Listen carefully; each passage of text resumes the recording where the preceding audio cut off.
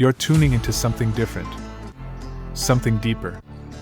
Welcome to a space where the unseen becomes seen, where the patterns beneath reality are decoded. This isn't just a podcast, it's a journey into the mechanics of belief, perception, and the multidimensional truths shaping our world. If you've ever felt like an outsider looking in, questioning the systems you're told to follow, you're in the right place. This is the Outcast, the Pattern Podcast. Let's dive in. Welcome back to the Deep Dive. Today, we're really getting into something. We're looking at a source called Chaos Magic Attacks the Radio, a thought exploration. And it poses this really interesting idea. What if everything we perceive as reality, our everyday world, is more like a distorted signal? Yeah, like static on your inner radio. It's a fascinating lens. It really is. So our mission today is to unpack the really profound nuggets from this material. We're going to explore what it means to maybe reclaim our true essence and look at some pretty radical ways of engaging with reality. So yeah, get ready to maybe question a few things you thought you knew about your mind and the world. It definitely pushes boundaries. Yeah. And it digs deep into personal sovereignty, suggesting we might have more say in our experience than we often think. That's a really potent idea to start with. And the source kicks off with this foundational concept. It calls it the first thought. Mm-hmm. Now imagine this like a metaphysical beacon, a pure signal right from the core of your being. Just a random thought. No, not at all.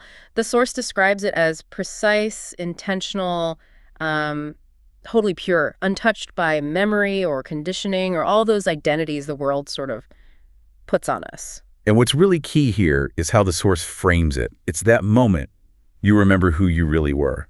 Before trauma kind of blurred the picture, before society started layering on fears. So the idea is we're born with that clarity, like an original blueprint. Exactly. That's the concept.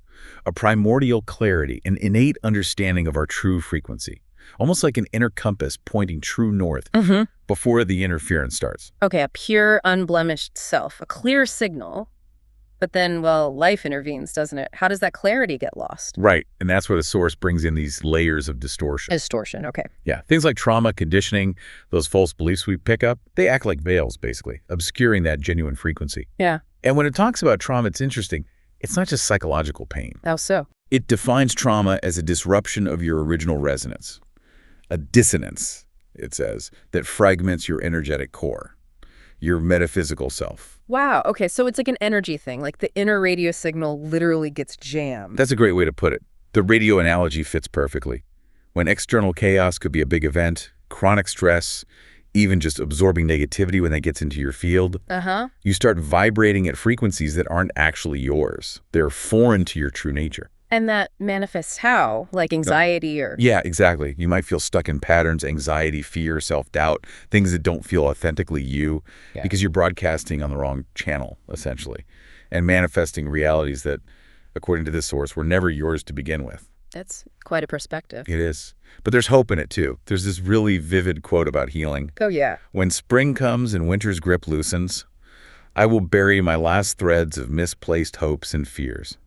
From this burial, a dandelion of eternity will emerge. That's beautiful. So it's about getting back to that original signal, letting the authentic self bloom again. Precisely. Finding that clear frequency again. Okay, so if our inner signal is getting jammed, how does that affect how we perceive the outer world, the signal of reality itself? This is where the source gets really critical about how we perceive reality. It says we've been told reality is like a mirror. And it argues that's fundamentally wrong.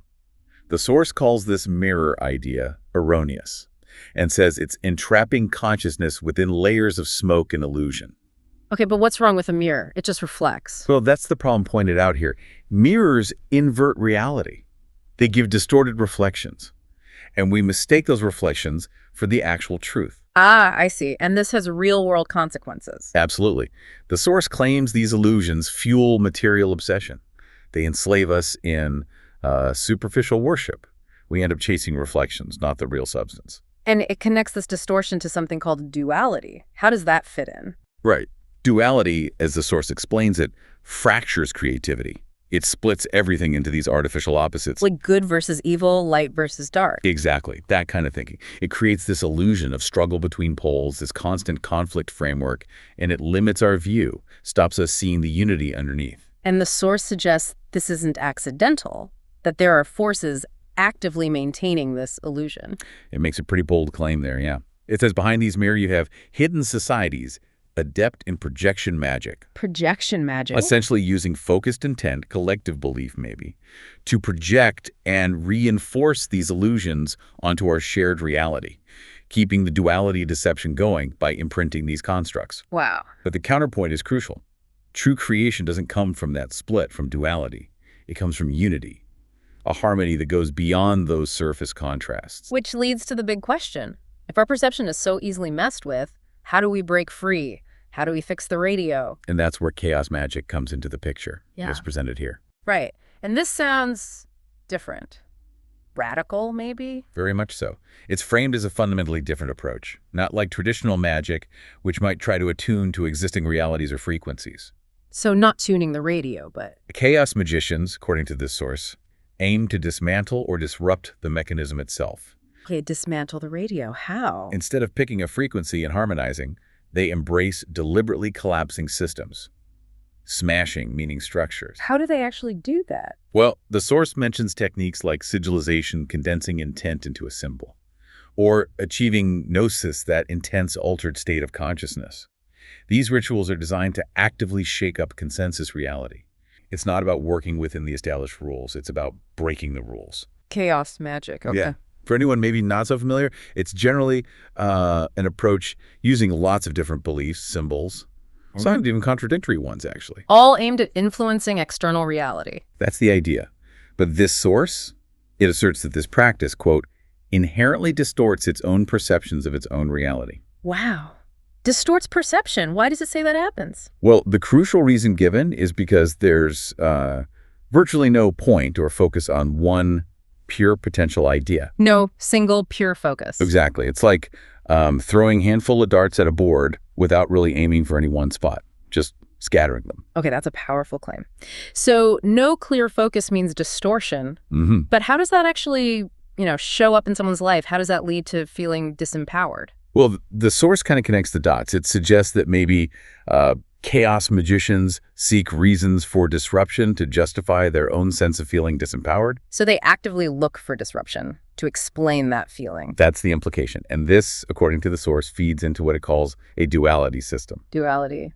You mean like seeing things only as good or bad, light or dark? Precisely that. Yeah. Really rigid either thinking. Not much room for nuance, sort of. And operating from that kind of worldview, it apparently creates this deep need to disrupt all forces. All forces, even like neutral or good ones. Yeah, that's the striking part. Positive, negative, neutral, it doesn't matter. The drive is just to disrupt. Which sounds, well, it sounds pretty chaotic in itself. It does, and it becomes this constant chase after external upheaval, which paradoxically just reinforces that initial feeling of lacking power. Because the focus is always outside yourself. Never truly inward. That makes a lot of sense, actually. It's like trying to fix the shadows without ever looking for the light switch. Yeah, that's a good way to think about it. But thankfully, the sources don't just stop at the critique. They offer an alternative, right? A different path. Absolutely. This is where the real pivot happens. And they use this analogy that just, wow, it really makes you pause. They ask, do you burn down a house because you do not like the coat of paint in it? Right. Such a clear image. It just immediately shifts your perspective, doesn't it? Pulls you right back to that core insight. Focus on what is within you. Precisely. Which raises a huge question for all of us, really. Okay. If chasing external disruption is disempowering, how do we find genuine empowerment? Right. What's the alternative? The source encourages exercising your free will. Specifically, your free will to be able to discern what is changeable within the own self-awareness. Discerning what's changeable inside yourself. Yes. So the goal isn't external chaos anymore. It's to alter your engagement with the reality, but in a way that's not chaotic and not based on, magical practices aiming outward. A different kind of altering then, internal. Much deeper. The aim is to, quote, reveal metaphysically what is fundamentally aligned with the mind, body, soul, and spirit. Finding that fundamental alignment. Wow. Getting in touch with your deepest, most authentic self beyond just the surface stuff we usually focus on. Okay, this idea of free will to discern, it sounds incredibly important. It is. But, for someone who feels really caught up in old beliefs or just feels like life is constantly throwing stuff at them, Yeah, feeling overwhelmed. how does the source suggest they practically start to question it all, especially when they feel forced to accept certain things? It really comes down to taking that critical step back, pausing. Just stepping back from the rush. Exactly. And consciously tuning into your inner discernment, asking yourself things like, is this belief actually serving me? Or is this reality something I truly chose or just accepted? Something I was conditioned into. Precisely. The real power, this source suggests, isn't in forcing the outside world to change. It's in realizing you have the capacity to step back and question the very foundations of your experience. Instead of just constantly reacting. Or trying to bend reality from the outside. So really, the big message from this deep dive seems to be the power shift comes from looking inward. That's the core of it. Understanding what's truly within your control, discerning what aligns with your deepest self. Rather than seeking that external chaos, maybe to validate a feeling or fight against disempowerment. Right. It's recognizing that true power is found in internal clarity, internal alignment, not external manipulation or disruption. It's like becoming the architect of your inner world. That's a fantastic way to put it, which maybe leaves us, and everyone listening, with a final thought to chew on. Okay, let's hear it. What aspects of your own reality right now feel like things you're being forced to accept? That's a deep question. And then consider how focusing on your inner discernment, that ability to step back and question, how might that help you fundamentally reshape your experience? Not through force or chaos, but through profound self-alignment, self-love. Mastering this electromagnetic reality, our ability to genuinely shape our experience demands unwavering commitment to self-love. Why self-love specifically? It's described as the highest frequency. And operating at that frequency naturally realigns your whole energetic field. It cancels out the external distortions, the static. So if your own signal is strong and clear, powered by self-love, the external noise just can't get through as easily. That's the idea. This deep dive really underscores that our perception isn't fixed. There's so much potential when we dare to look beneath the surface, to reclaim that sovereignty, that genuine self. It leaves you thinking, doesn't it? If our deepest, truest self, that first thought, really is untouched by all the later stuff, the trauma, the conditioning, what's one small thing, maybe even just a tiny action or moment of awareness you do today to start peeling back those layers, to listen more closely for that original frequency? That is definitely a question to sit with, a powerful takeaway. Thank you for joining us on this journey today for the deep dive. Until next time, keep exploring, keep asking questions, and keep tuning in.